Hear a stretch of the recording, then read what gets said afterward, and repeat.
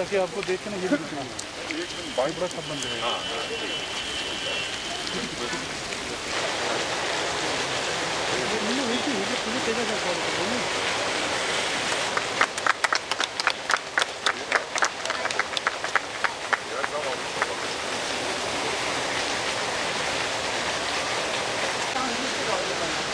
तो ये वेल जब 1619 में जहांगीर ने ये पार्सल ऑफ लैंड शाहजहां को दिया जब वो मतलब प्रिंस थे और कहा कि इधर हमने सेफ्टी करके यहाँ की पेंटिंग्स निकाल के कंजर्वेशन डिपार्टमेंट हमने यहाँ पे मूल महल में बना दिया है।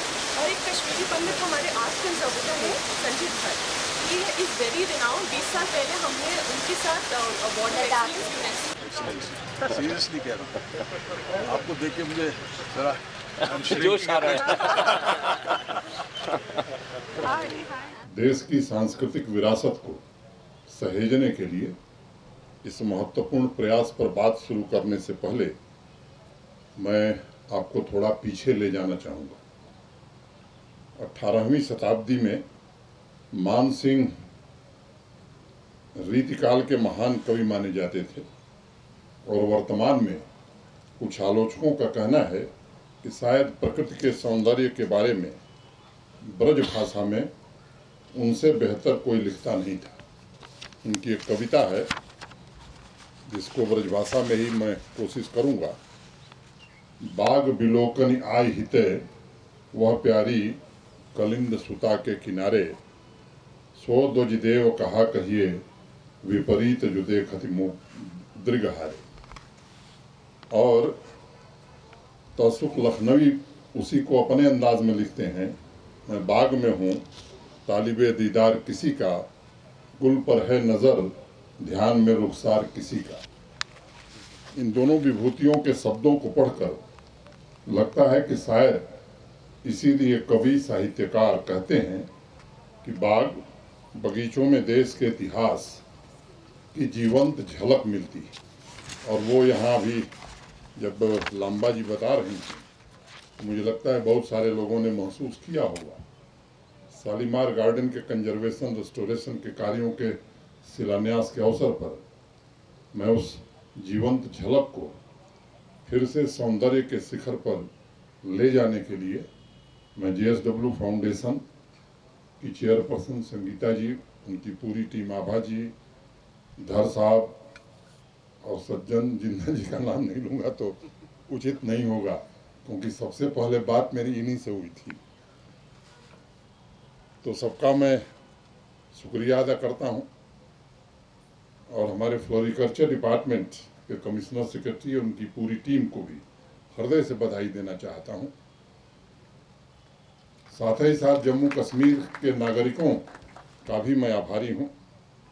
मित्रों, हालांकि इतिहासकारों में सहमति ढूंढना बड़ा मुश्किल काम है।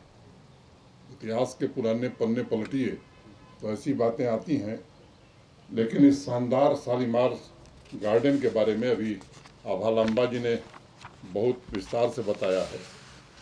कई इतिहासकारों ने एक जुबान से बोला और लिखा है। दिल्ली यूनिवर्सिटी के जो प्रथम पहले रजिस्ट्रार और इतिहासकार थे डॉक्टर गुलाम मोहम्मद सूफी, इसका असली नाम शालीमार बाग था, ऐसा वो लिखे हैं, और बाद में इसे शालीमार बाग के नाम से बुलाया जाने लगा। उन्होंने लिखा है कि शालीमार संस्कृत का शब्द है जिसका अर्थ हॉल ऑफ लव, और डॉक्टर सूफी के मुताबिक श्रीनगर शहर को बसाने वाला राजा प्रवर सेन ने शालीमार विला का निर्माण कराया था और बाद में मुगल सम्राट जहांगीर के पुत्र शाहजहां ने इसका विस्तार किया और इसे संस्कृति के खजाने के रूप में सजाया और संवारा। जम्मू कश्मीर प्रशासन के फ्लोरिकल्चर डिपार्टमेंट के पास ऐसे 8 मुगल गार्डन हैं जिनका वो रखरखाव कर रहे हैं, या मैं कहूँ इन ऐतिहासिक धरोहरों को सांस्कृतिक रूप से मजबूत करने और उनके संरक्षण का काम अपने कंधों पर लेकर के चल रहे हैं। पिछले साल मुझे याद है, बल्कि उसके पहले मैं मुंबई गया था, सज्जन जी से मुलाकात हुई और बातचीत के क्रम में ये बात आगे बढ़ी। फिर विंटर स्पोर्ट्स गुलमर्ग में हो रहा था, वहाँ सज्जन जी भी थे, इनके पुत्र सामने बैठे हैं, ये भी थे। और बातचीत के क्रम में खुद उन्होंने ऑफर किया था वो श्रीनगर की आवाम के लिए कुछ करना चाहते हैं। इससे बड़ी बात और क्या हो सकती है। हमारी जो सांस्कृतिक और सामाजिक विरासत है, जहाँ देश भर से लाखों लोग आते हों और जिनको सहेजने के लिए ये काम शुरू हुआ है। पिछले वर्ष ही आभा नारायण जी, उनकी टीम ने मुगल गार्डन का डोजियर तैयार किया था, जिसे केंद्र सरकार के माध्यम से, अभी मेरे पहले लोगों ने बताया है, यूनेस्को वर्ल्ड हेरिटेज साइट में शामिल करने के लिए भेजा गया। मैं समझता हूँ जब से वो डोजियर बना है और नॉमिनेशन की खबर अखबारों में छपी, तभी से सभी 8 मुगल गार्डन में स्थानीय लोगों तथा बाहरी टूरिस्टों की संख्या में भारी इजाफा हुआ है।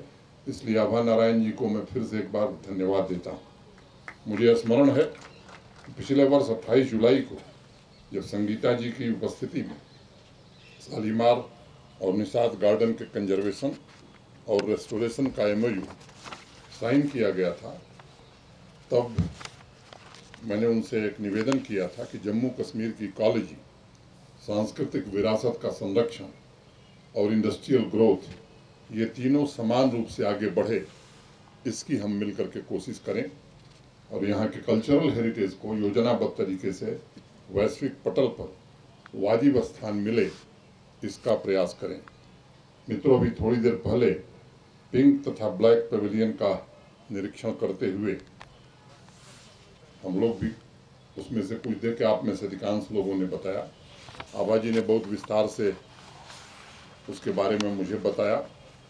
फेज 2 का काम चल रहा है। इतिहासकार, फ्लोरिकल्चरिस्ट, आर्किटेक्ट, स्थापत्य कला, मुगल आर्ट से जुड़े विशेषज्ञ, ऐसे अनेक लोगों की मदद ली जा रही है और कंजर्वेशन के दौरान संस्कृति के खजाने की बारीकियों को सहेजने की चुनौती का भी सामना उनकी टीम कर रही है। इसके लिए आभा जी और उनकी टीम ने स्थानीय कलाकारों की भी मदद ली है। मैं इसके लिए भी इनका आभार व्यक्त करता हूँ। Stone fountain, painted ceiling, art work, अनूठे हाइड्रोलॉजी के सिस्टम को रिस्टोर करने में इस टीम ने अपने एक्सपर्टीज का इस्तेमाल करते हुए काफ़ी हद तक लक्ष्य की प्राप्ति करने में सफलता पाई है और मुझे पूरी उम्मीद है कि आने वाले वर्षों में ये कार्य पूरा होगा और एक खूबसूरत नमूना होगा। तब शालीमार गार्डन अपने वास्तविक स्वरूप में सौंदर्य, सृजनशीलता तथा उपयोगिता का सर्वोत्तम उदाहरण पेश कर सकेगा। जम्मू कश्मीर में कला एवं संस्कृति की बड़ी पुरानी और गहरी परंपरा रही है और हेरिटेज साइट के अलावा संस्कृति की विभिन्न विधाएं भी पूर्व के समान आज भी लोकप्रिय हैं। यहाँ की सांस्कृतिक विरासत को पुनर्जीवित करने के लिए मैं कह सकता हूँ पिछले 2 वर्षों में इंटीग्रेटेड तरीके से कुछ प्रयास प्रारंभ किए गए और आप सब जानते हैं कि देश आज़ादी का अमृत महोत्सव मना रहा है। इस दौरान जम्मू कश्मीर के भी विभिन्न सांस्कृतिक रूपों को देश के पटल पर अभिव्यक्त किया जाए, इसकी कोशिश हो रही है। मित्रों, जम्मू कश्मीर के हेरिटेज साइट ऐतिहासिक विरासत के साथ जीवन के उत्साह और ऊर्जा को भी व्यक्त करते हैं। नाटकों, गीतों, संगीत में लोक एवं नगरीय जीवन के मूल्य भी अभिव्यक्त होते हैं। जम्मू कश्मीर के ऋषि, सूफी फकीरों ने इन मूल्यों को शब्दों में बांधा है और आज भी मैं मानता हूँ कि बहुत से ऐसे स्थान हैं जहाँ शब्दों, रंगों और प्रकृति का अद्भुत मिलन यहीं देखा जा सकता है। उसी परिप्रेक्ष्य में मुगल गार्डन का कंजर्वेशन तथा रेस्टोरेशन मात्र कला को जीवंत नहीं करने वाला है, बल्कि जीवन मूल्यों को भी आने वाले समय में ये व्यक्त करेगा। ये सच है कि कला और संस्कृति की कोई सीमा नहीं होती, इसलिए हमारे जीवन में इसे चेतना की संपदा, वेल्थ ऑफ कॉन्शियसनेस कहा जाता है, जो पूरे देश में एक दूसरे को जोड़ती है। आज जम्मू कश्मीर तरक्की के रास्ते पर आगे बढ़ रहा है और तरक्की की धारा सिर्फ देश ही नहीं बल्कि विदेश के उद्योगपतियों को भी इस यूनियन टेरिटरी से जोड़ रही है। और मुझे ये बताते हुए आपको खुशी है कि जब नई इंडस्ट्रियल स्कीम माननीय प्रधानमंत्री जी ने जम्मू कश्मीर के लिए घोषित किया तो जो सबसे पहले इन्वेस्टर्स थे उसमें श्री सज्जन जिंदल जी हैं, जिन्होंने कश्मीर डिवीज़न में इन्वेस्टमेंट किया। और आज मुझे बताते हुए खुशी है, और आप में से अनेक लोगों को शायद ये तथ्य नहीं पता होगा कि आज़ादी के बाद से 6 महीना पहले तक, या मैं कहूँ 8 महीने पहले तक, कुल प्राइवेट इन्वेस्टमेंट यहाँ 15,000 करोड़ रुपए का हुआ था। अभी 24 अप्रैल को देश के सम्माननीय प्रधानमंत्री जी आए थे और उस दिन हमने 38,080 करोड़ की ग्राउंड ब्रेकिंग सेरेमनी की थी। मैं उम्मीद करता हूं कि आने वाले 6-7 महीनों में लगभग इतना ही इन्वेस्टमेंट जम्मू कश्मीर में और आएगा। जिस तरह का उत्साह दिख रहा है पूरे इंडस्ट्री के लोगों में, जिस तरह की क्वेरीज आ रही हैं, अभी 52,000 करोड़ के प्रस्ताव तो हमारे इंडस्ट्री डिपार्टमेंट के पास ऑलरेडी आ चुके हैं। आज ये भूमिका जो इनके फाउंडेशन ने अख्तियार की है, मैं अपनी ओर से जम्मू कश्मीर प्रशासन की ओर से इनका शुक्रिया अदा करता हूं। आज हमें इस बात का ध्यान रखना चाहिए कि कला संस्कृति के प्रमोशन से हमारे प्रयास लोगों में भी कलात्मक मानसिकता का विकास कर सकते हैं, भारतीयता के स्वरूप को व्यक्त कर सकते हैं और ज़्यादा से ज़्यादा स्थानीय कलाकारों को और स्थानीय निवासियों को रोजगार के अवसर भी उपलब्ध हो सकते हैं।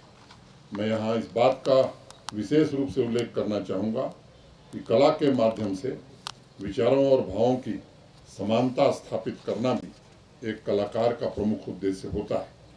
साथ ही साथ हमें सौंदर्य के साथ लोगों की सहूलियत का भी ध्यान रखना उतना ही जरूरी हो जाता है। मुझे उम्मीद है कि इस काम को भी व्यापक स्तर पर जो शुरुआत हुई है समय के अंदर पूरा किया जाएगा। मित्रों, देश की जो मूल संस्कृति के महासागर में एक बड़ा समृद्ध प्रयास आज से शुरू हो रहा है। मैं इस प्रयास के लिए और कला संस्कृति के विरासत को सहेजने के लिए JSW फाउंडेशन, आभा जी, उनकी पूरी टीम, जम्मू कश्मीर के फ्लोरिकल्चर डिपार्टमेंट का आभार व्यक्त करता हूं। सभी आर्किटेक्ट एवं कलाकारों को अपनी शुभकामनाएं देता हूं। और इसके साथ ही मैं अपनी बात खत्म करूं। माहौल दूसरा हो गया था, जो संचालन कर रहे थे वो भी सिर पड़ रहे थे और संगीता जी आई तो मैं याद कर रहा था कि मुझे भी कुछ याद, 2 पंक्तियां मुझे 2 शेरों की याद आई। मैं उन दोनों को कह के अपनी बात खत्म करता हूँ। गोपाल दास नीरज का नाम आप में से अनेक लोगों ने सुना होगा। उनकी 2 पंक्तियां कि जिधर के सिमत मेरे दोस्तों की बैठक थी, उसी तरफ से मेरी सहन में पत्थर आए। और एक दूसरा शेर मुझे ध्यान आया कि जली है आग में जब जब भी शहर की सड़कें, जली है आग में जब जब भी शहर की सड़कें, मेरे ही पाँव के छालों ने कुछ नमी की है, मेरे ही पाँव के छालों ने कुछ नमी की है। बहुत बहुत धन्यवाद। नमस्कार। जय हिंद।